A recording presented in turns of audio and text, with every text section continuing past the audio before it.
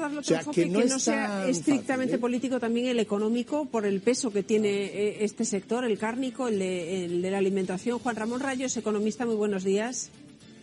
¿Qué tal? Buenos días, ¿cómo estamos? Y me gustaría saber eso, qué peso o qué daño puede causar a un sector que trabaja para vender su producto en España, pero también tiene una importante cantidad de producto que sale fuera de nuestras fronteras, ¿no?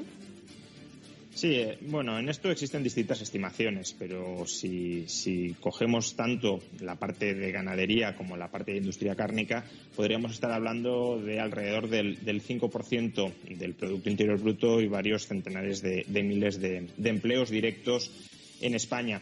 El ministro Garzón, yo creo que en este sentido, pues tiene parte de razón en lo que dice, lo habéis comentado, sí que hay un debate de fondo sobre las macrogranjas, sobre la ganadería intensiva, pero la forma más inteligente de plantearla, desde luego, no es ir a la prensa extranjera a echar pestes sobre la ganadería española. Esto sería como si Yolanda Díaz, a la que tanto se le ha pues premiado y alabado sus formas y su manera de negociar con los agentes sociales, fuera a la prensa extranjera diciendo que los empresarios españoles son unos negreros y que por tanto no hay que comprar productos españoles de mala calidad producidos en situaciones de explotación. Creo que es más inteligente tratar de negociar a puerta cerrada con los agentes sociales que no echar pestes sobre el sector. Además, algunas de las quejas que ha emitido Garzón tampoco están del todo fundamentadas. Una de las principales quejas que ha emitido Garzón es que la ganadería intensiva contribuye mucho al cambio climático mediante gases de efecto invernadero. Y eso es cierto. La ganadería intensiva es responsable del 14,5% de las emisiones mundiales de CO2, pero es el vacuno. Y aquí estamos hablando de ganadería intensiva porcina, que es la principal de España. Por tanto, se están mezclando ahí debates, que no digo que la porcina no tenga impacto ecológico a través de los purines, pero no sobre el cambio climático, que no son inteligentes plantearlos de esa manera en la prensa internacional. Hay otro elemento que estaban añadiendo aquí los compañeros diciendo que además es que ya hay un control, o sea, ya el Ministerio de Agricultura, que digamos es el competente, ya anunció medidas para llevar a un control de esa ganadería intensiva. Estamos hablando de macrogranjas que tampoco tienen mucho peso a nivel de generar empleo, ¿no? Porque yo entiendo que están bastante mecanizadas, me corregirás si me equivoco. Sí, eso es cierto. Lo que pasa es que sí que generan, digamos, actividad y riqueza en las regiones en las que se instalan, que suelen ser la España vaciada, y por tanto es uno de los pocos sectores donde sí que se impulsa, ya digo, la actividad e indirectamente, no directamente, pero sí indirectamente el empleo. De todas formas, el gran debate aquí de fondo entre ganadería intensiva y ganadería extensiva, que es un debate que no se suele verbalizar en estos términos, es que, y esto el ministro Garzón a veces sí lo insinúa, pero ya digo, no lo explicita, es que si pasamos de la ganadería intensiva a la ganadería extensiva, los precios de la carne se van a disparar. Esto hay que tenerlo claro. Es decir, la ganadería intensiva, la gran ventaja que tiene ni es en términos de empleo, ni es en términos de actividad como tal, es en términos de precios. Es decir, que es capaz de producir mucha carne a precios muy competitivos. Si esa ganadería intensiva desaparece, y no entro en si debe desaparecer o no, pero al menos seamos conscientes de lo que implica, y pasamos a la ganadería extensiva, pues podrán comer carne solo las rentas medias y medias altas, no las rentas bajas. Y por eso el ministro Garzón dice, tenemos que reducir el consumo de carne. Claro, porque él quiere ir hacia un modelo de producción de carne que no será asequible para la gran mayoría de la población, y por tanto esa gran mayoría de la población se tiene que autopersuadir de que no es que no pueda comprar carne, sino que no quiere comprar carne. Hablemos de otras cosas sobre todo asignaturas pendientes con las que cerramos el año y empezamos el nuevo. Una de ellas tiene que ver con los precios. Los datos de diciembre pues batieron récord, nos llevaron allá a cifras que no veíamos desde hace más de 30 años. Vamos a volver a hablar con nuestro economista sobre estas subidas de precios que se han ido aumentando en los últimos meses y no parece tan claro que vayan a subir de forma rápida como nos habían dicho inicialmente. Algunos mercados, como el de la vivienda, es verdad que puede tener ajustes pendientes, ¿no? Porque en la pandemia se quedó muy estabilizado.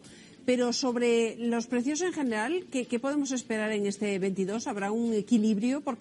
¿Y por qué, añado a la pregunta, por qué hablamos de descontrol en España y no en otros países? Bueno, yo creo que descontrol hay en prácticamente todos los países, aunque es verdad que en España la inflación está más elevada. Hace apenas una hora acabamos de conocer el dato de inflación del conjunto de la eurozona y está en el 5%. 5% en el conjunto de la eurozona. España sí, a la cabeza con el 6,7%, pero aún así tampoco es una diferencia abismal. ¿Qué cabe esperar de la inflación? Bueno, no tenemos una bola de cristal, eso siempre hay que señalarlo, pero desde luego la inflación actual que estamos viviendo, aparte de los famosos cuellos de botella de los que ya hemos hablado en otras ocasiones, tiene una causa profunda, que son las políticas de estímulo monetario y fiscales que han aplicado la mayoría de gobiernos del mundo para supuestamente estimular la economía, relanzar la recuperación, pero que en gran medida se está traduciendo no tanto o no solo en crecimiento económico, sino también en crecimiento de los precios. Por eso la inflación no es solo inflación española, también es inflación de la eurozona y también es inflación de Estados Unidos, donde en Estados Unidos está incluso por encima de España. Por tanto, todo dependerá de cuál sea la política que adopten los bancos centrales y los gobiernos durante este año. Si este año empiezan a cerrar el grifo del gasto fácil, del crédito fácil, pues entonces los precios comenzarán a moderarse. En Estados Unidos ya han dicho que probablemente vayan haciéndolo este año, que incluso pueden subir en 3 ocasiones los tipos de interés para frenar la escalada de precios. En la eurozona no han dicho todavía nada. Bueno, sí han dicho que no lo van a hacer. Pero desde luego si los precios se mantienen a estos niveles 5%, 6% durante los próximos meses, el Banco Central Europeo no tendrá otro remedio que subir los tipos de interés. Y eso puede contribuir a moderar los precios, pero también contribuirá a que crezcamos menos. De ahí que la disyuntiva no sea sencilla. ¿Qué podemos esperar de la otra noticia, digamos, la positiva que nos dejaba estos últimos meses del año, confirmándose que se seguía creciendo empleo y con el matiz que hay detrás de esa noticia? Es que hay una buena parte de ese empleo que se va creando, que es empleo público, quiero decir, no es tan esperanzador como si fueran las empresas las que estuvieran generando nuevos puestos de trabajo, ¿no? Sí, además es un empleo público muy vinculado a las circunstancias extraordinarias de la pandemia. Es decir, que si la pandemia termina superándose, que creo que es lo que deseamos todos, ese empleo público desaparecerá. Es decir, no es empleo público ni siquiera estructural, sino transitorio.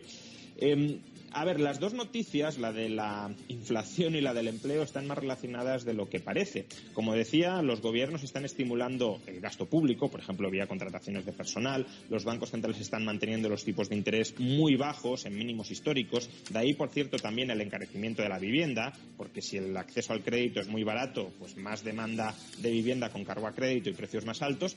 Y esas políticas de estímulo, que son las que en parte causan la inflación, también están causando, como decía, que en parte crezcamos más de lo que habríamos crecido. España crecerá este año en torno al 5%, que es una tasa de crecimiento históricamente alta.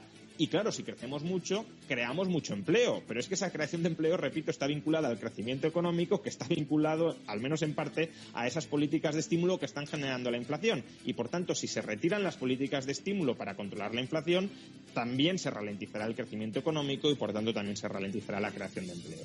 Vamos, que está complicadita la cosa. Vamos a ver qué ocurre en los próximos meses. Aquí seguiremos atentos, vigilando. Gracias, como siempre, por el análisis. Muchas gracias a vosotros. Hasta otra.